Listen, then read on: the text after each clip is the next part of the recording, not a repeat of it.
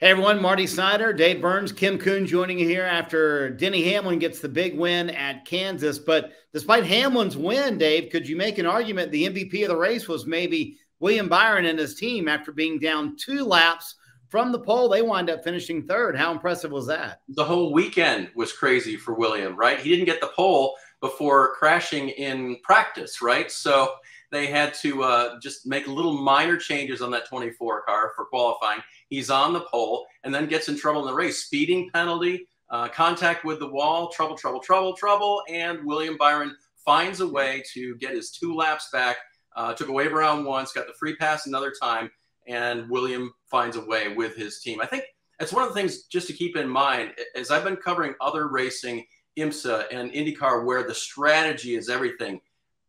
I guess NASCAR fans should realize that don't give up hope. There may not be huge strategy to get them back into position to win, but when you've got a fast race car, that takes care of so much. And Byron's team knew it wasn't time to panic. It was just time to pick away at it, and they did.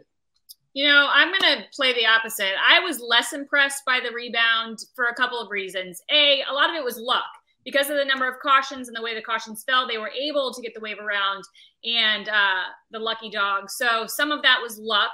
And then a lot of their bad day was in their hands. You look at what happened. He had a speeding penalty during green flag pit stop, and he got into the wall a few times. If that hadn't happened, they had a fantastic car. They started from the pole.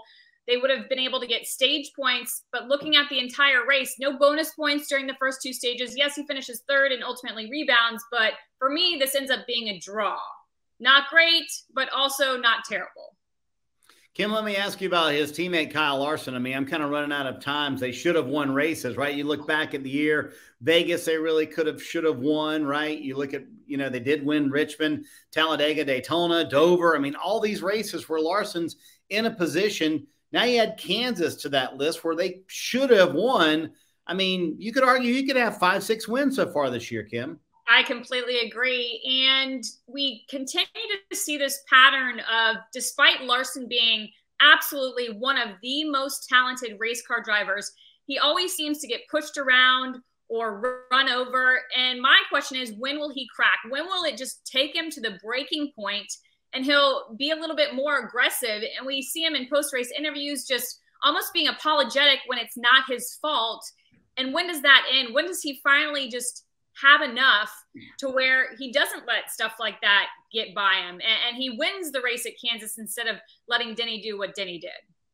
For me, the psyche with Kyle Larson is kind of the same as the William Byron thing. He lets it go. He doesn't panic about it. And because he knows he's got speed, that's where I was making the comparison. Obviously the car has been fast. They're both on the front row for this race. And Kyle just knows, I can do it. My car can do it. The crew will do it. Cliff Daniels, the crew chief, will do it. All I have to do is just kind of let it roll off my back, move on, go to the next pass, find the next win, and Kyle Larson will do it. I don't have a problem with it. I don't think he is weak because of it, Marty. I just think it's the way Kyle is.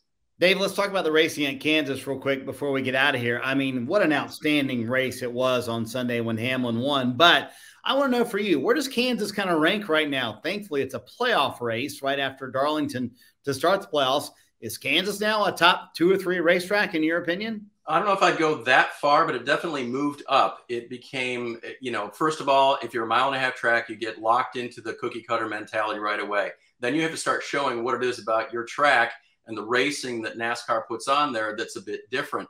And Kansas really hadn't been doing that recently until this race. The package was good. Whatever they did or didn't do to the track was the right thing. The Goodyear tire was perfectly matched for it. And the guys put on a great race. So I think it definitely moved up the rankings itself and makes you look forward to that playoff race later this year. This felt like a playoff race to me, which was so entertaining. I was entertained from the drop of the green flag to the drop of the checkered flag.